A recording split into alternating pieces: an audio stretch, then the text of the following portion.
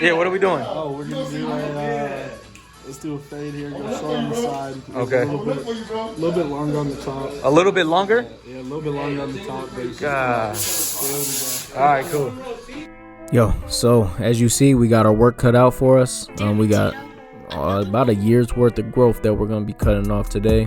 So we're making sure we're getting the hair as wet as possible. Gonna do a horseshoe parting, separating the sides from the top, and then we're just gonna start on the sides, knocking down this length. I'm gonna go vertical at first. Don't ask me why, because I don't know. Sometimes, all the time, I do things that I don't understand. But yeah, we're gonna do what I do best, and that's just wing it, Yeah, so now we're gonna switch from vertical to horizontal and do block graduation. For the verses, we had like a few barbers come from out of town, and a lot, I want to say like 2 or 3 of them came into the shop, and they were like kind of shadowing and then kind of hanging out, and they're like, bro,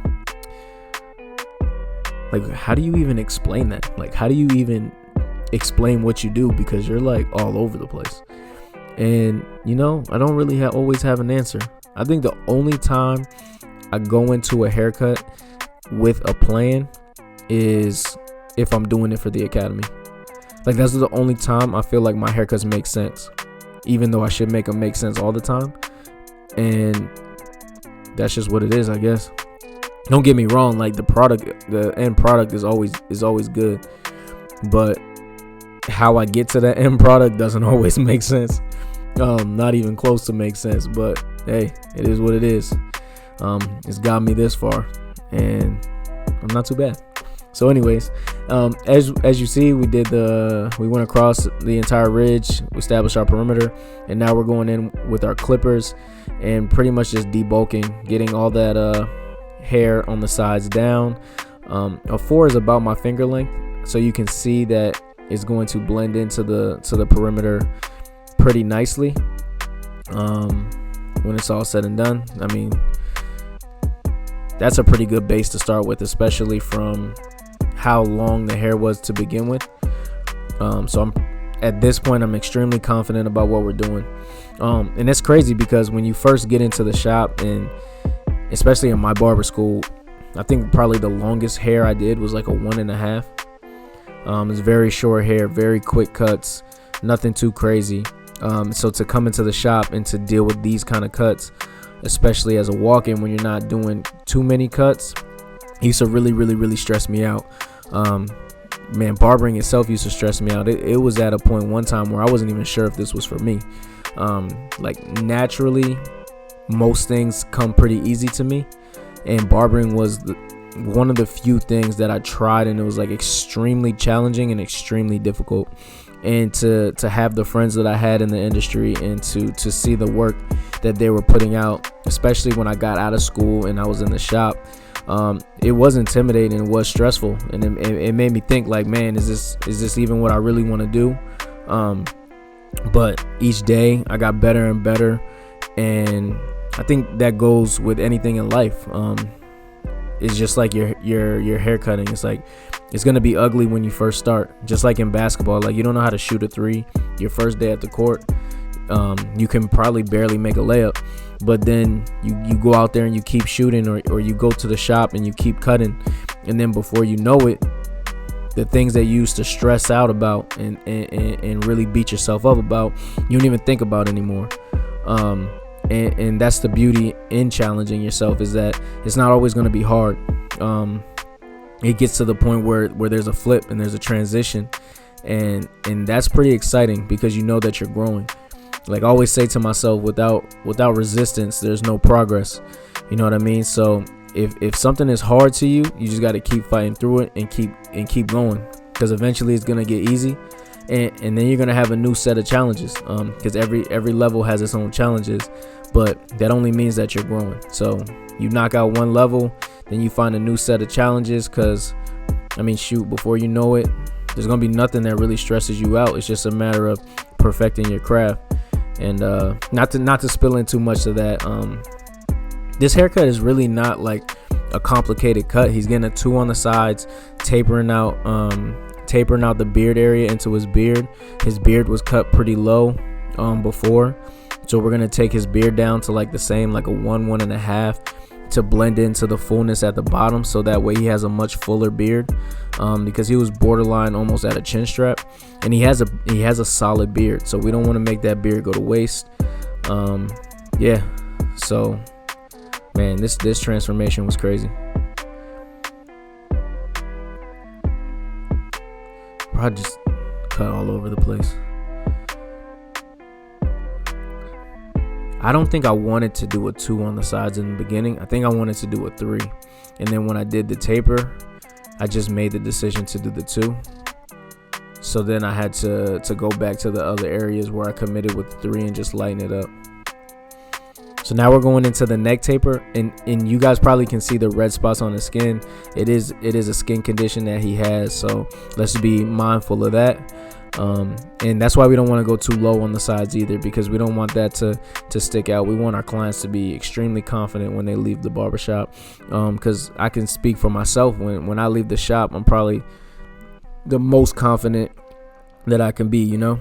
And then yeah, so just keep that in mind. Man, I feel like I still struggle with neck tapers. Like, the biggest thing I feel like I struggle with neck tapers is establishing where to put my initial guideline, because I always feel like I have to, when I'm cross-checking my work, I always end up raising it. So there's something I'm doing wrong in the beginning that will save me a lot of time if I can figure out sooner. Man, so as you can see, he already looks like a different human from when he came in.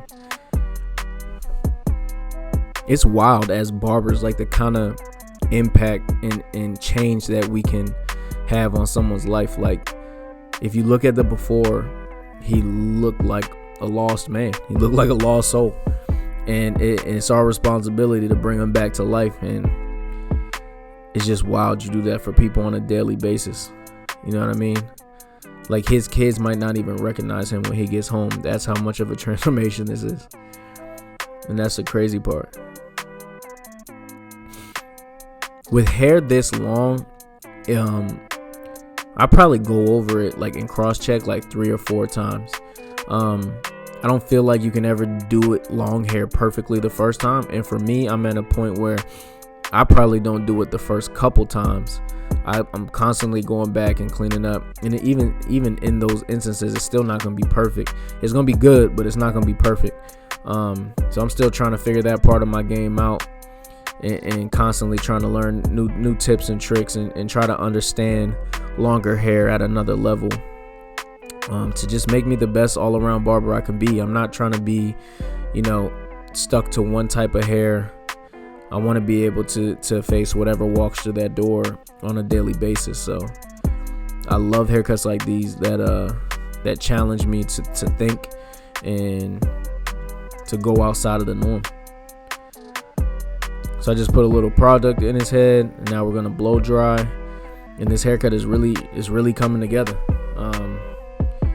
Wow, it's just crazy. Like, I just keep seeing what his before picture looked like, and it's crazy that we got to this, even right here. Even if we ended it right here, which we're not gonna do, but it's still a wild transformation at this point.